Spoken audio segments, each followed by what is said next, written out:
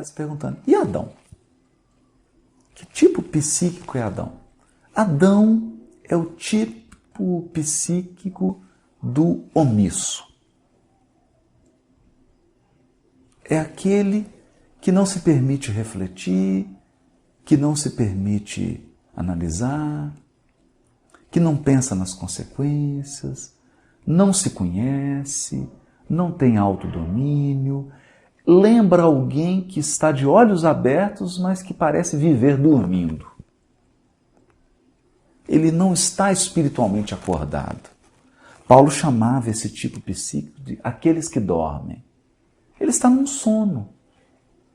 Ele vive, come, se reproduz, faz as suas necessidades físicas básicas, mas espiritualmente é uma larva num casulo.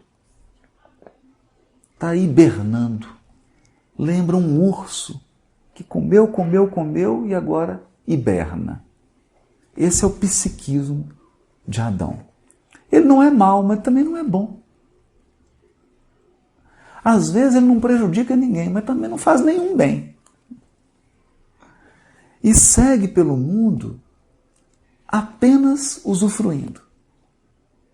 Usufrui dos recursos naturais, usufrui da generosidade das pessoas, usufrui dos talentos, usufrui daquilo que a vida dá, mas oferece muito pouco.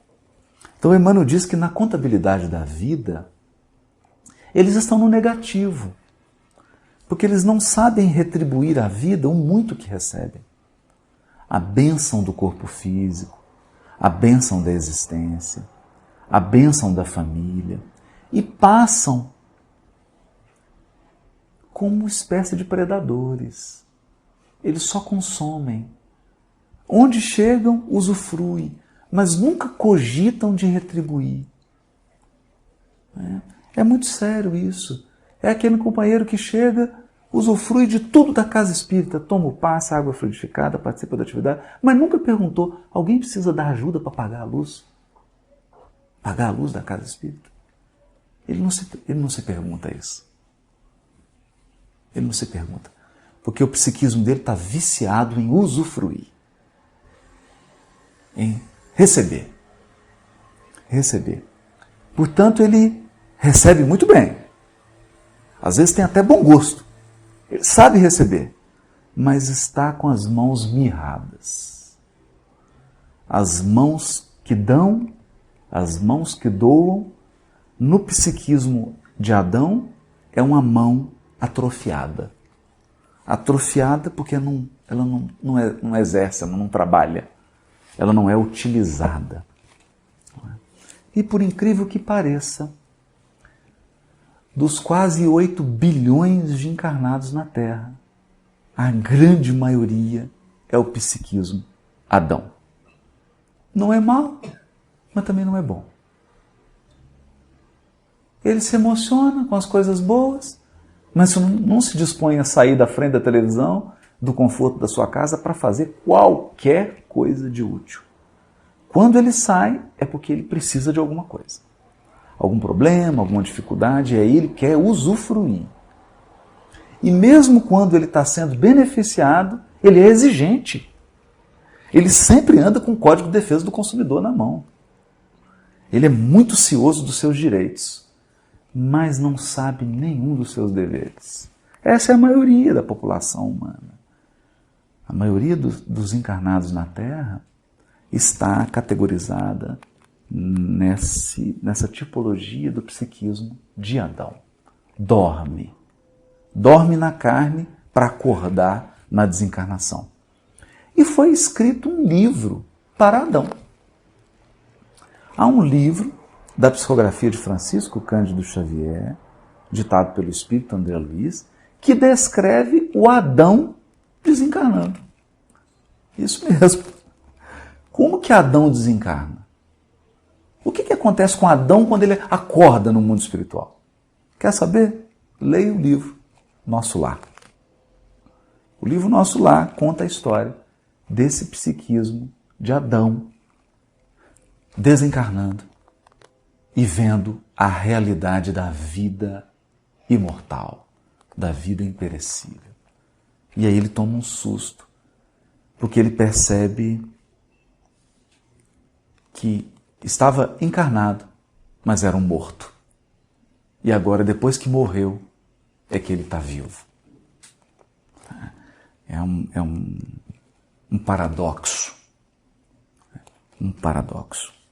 Geralmente, e aqui a história é muito curiosa, porque ao longo dos séculos, esse texto do capítulo 3 foi lido numa perspectiva machista, contrapondo homem gênero, com mulher gênero.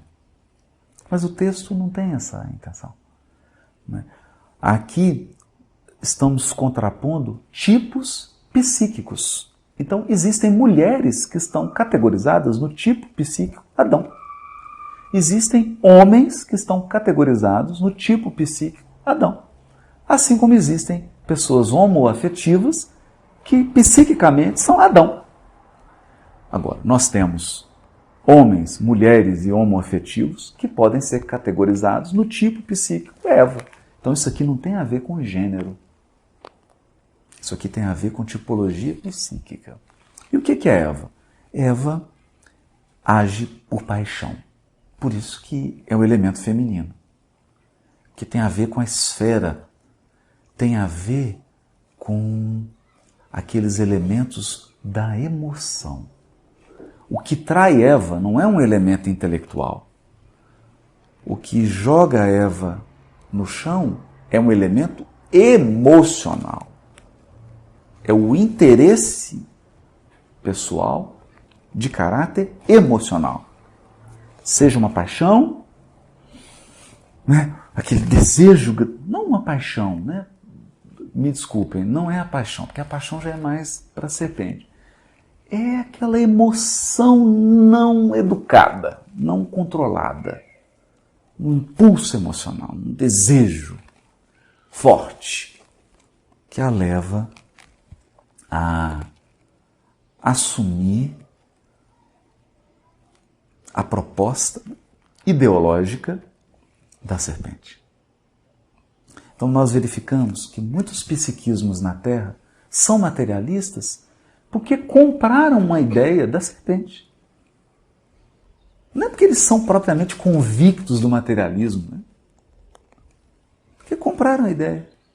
Foram por algum interesse pessoal, por algum ganho emocional, eles se posicionam ali. Eles estão tendo algum tipo de benefício com aquela postura, mas não estão propriamente convictos daquela posição. E não raro, essas são as criaturas que vão influenciar as outras que dormem. Porque, é claro, o psiquismo Adão é um barco sem vela, que para onde o vento bate, ele vai. Esse é o psiquismo Adão. E óbvio que o psiquismo Adão vai ser comandado pelo psiquismo Eva. Então, se você entrar numa organização, a maioria é psiquismo Adão. Aí você vai ter lá uma meia dúzia. Meia dúzia não, algumas dezenas de psiquismo Eva. Vão ser os líderes. E eles vão comandar aquela massa de dormentes. Vão comandar por interesse pessoal. E aí você vai identificar uma meia dúzia que é a turma que está comprometida com valores do mal. Valores contrários à lei divina. São poucos, mas altamente perversos, uma ação altamente deletéria. Esse é o psiquismo da serpente. E é incrível porque esse grupo de líderes do psiquismo Eva acaba entrando em contato e sendo manipulado por esse psiquismo perverso. A gente vê isso claramente quando se estuda os bastidores da Primeira Guerra Mundial, da Segunda Guerra Mundial. A gente consegue nitidamente, sobretudo na Segunda Guerra Mundial, você consegue nitidamente separar os psiquismos. O que foi psiquismo Adão, que estava dormindo, estava seguindo, sabia nem o que estava fazendo. É quase que uma omissão criminosa. Né? Você perguntava assim, mas você sabia que milhares de pessoas estavam sendo assassinadas? Não, eu vi um tanto de gente entrando num trem, num vagão, mas não me perguntei. Né? Tinha um número mais reduzido, que era um psiquismo Eva. Ele não concordava, às vezes ficava até compadecido, até horrorizado, mas tinha algum ganho. Tinha algum ganho. Por exemplo, ele vendia o gás que ia ser utilizado na câmara de gás. Era o comerciante do gás. Via crianças sendo assassinadas, truculentamente, mas o ganha-pão dele era o gás. Então ele vendia o gás para matar pessoas. Esse é o psiquismo Eva. E havia o psiquismo da serpente, que eram aqueles que matavam com requintes de crueldade, chegando a sentir um prazer mórbido. Mórbido. Alguns fotografavam o rosto das vítimas pelo prazer de ver a expressão de horror no rosto delas. Esse é um psiquismo serpente.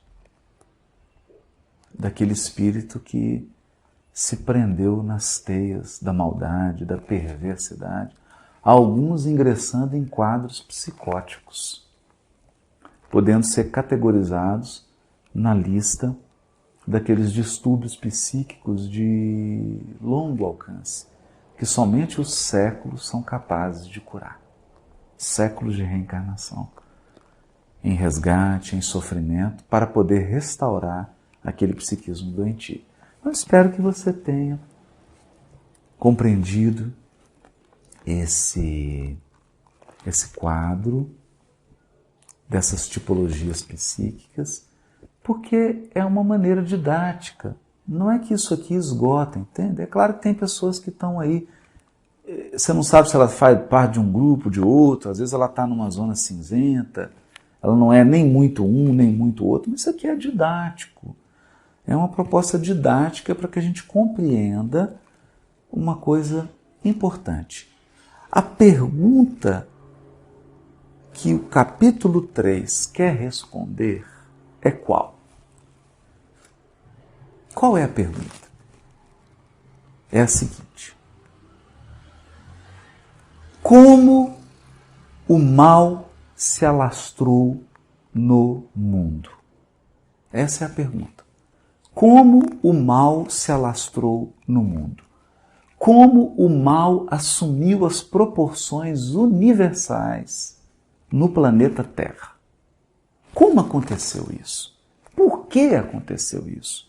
Qual foi a dinâmica desse crescimento exponencial do mal, enquanto o bem cresce aritmeticamente? O bem cresce assim, ele sai de 2, aí vai para 3, 3,5, 3,7, 3,75. O mal cresce assim, sai de 2, vai para 6, 12, 27, 30. Entenderam? O mal. Como? Por quê? O capítulo 3 de Gênesis quer ser uma resposta para essa pergunta. E como que o capítulo 3 responde essa pergunta? Criando didaticamente essa tipologia psíquica. Tipologia da serpente, a tipologia Eva e a tipologia Adão. E aí a gente entende por que o mal ganha tanto campo de uma maneira tão rápida. Por conta dessas tipologias psíquicas. Por conta disso aqui. Então, quando você vê alguém envolvido no mal, ele pode não ser uma pessoa má. Né? Há até uma campanha agora sobre acidente de automóvel, sobre embriaguez ao volante, e a campanha publicitária tem uma frase genial, ela diz assim: pessoas boas também matam. Olha que interessante. Porque você imagina que alguém que pega o volante mata alguém imprudentemente é porque ele é um perverso, um criminoso. Não, às vezes ele é uma pessoa imprudente. Ele sabia que não podia beber, é uma boa pessoa. É um pai de família exemplar, uma mãe de família exemplar, uma pessoa sensacional, uma pessoa maravilhosa. Aí comete uma imprudência, bebe, pega o veículo sem condições de dirigir e acontece uma fatalidade. É o Adão. É o Adão. Então a gente vai percebendo a complexidade, a sutileza, as nuances e como que nós não podemos tratar com o mal como se todos fossem serpentes. A fala de Jesus com um fariseu truculento, com um fariseu serpente, é diferente da fala de Jesus com um fariseu Eva. E é diferente da fala de Jesus com o fariseu Adão. Quer dizer, Jesus modula, ele adequa o seu ensino e a sua advertência ao tipo de psiquismo que ele está tratando. Então, por exemplo, com a mulher adúltera. Você acha que a mulher adúltera é um tipo psíquico serpente? Claro que não. Olha como é que Jesus lida com ela. Agora, com aquele fariseu truculento que usa a religião para a prática do mal, para assassinar pessoas, aí ele fala o quê? Ele fala assim, raça de víboras. Entendeu agora? Não é que Jesus está nervoso. Ele está sendo preciso. Raça de víboras. É da linhagem da serpente. São víboras. É o tipo psíquico víbora, serpente. E aí a gente entende que para esse grupo o remédio tem que ser um pouquinho mais amargo. Às vezes tem que ser uma internação, uma injeção, um soro ou até mesmo uma cirurgia. Porque o tumor psíquico muitas vezes tomou conta da estrutura daquele ser e precisa ser extirpado. Espero que você tenha gostado e que isso tenha contribuído para ampliar a sua reflexão sobre esse texto maravilhoso. No próximo episódio, nós damos sequência a essa reflexão.